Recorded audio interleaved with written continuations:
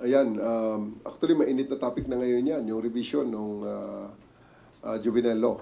Okay, so the PNP will just give the PNP will give its formal stand on this in a written legenda paper.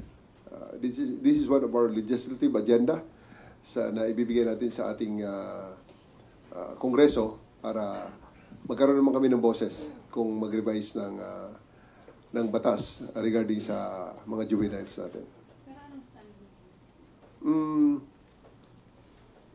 We do support the lowering the age of discernment. Pero yan ay should be based on scientific evidence. No?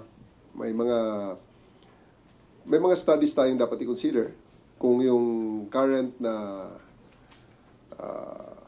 age limits ay applicable pa ba?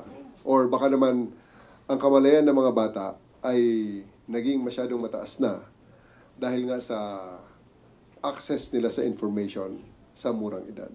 So, while we support the lowering of the age, there's still mga scientific studies na dapat natin i-consider. And we leave it to our legislators kung ano ang magiging kanilang final decision regarding that matter.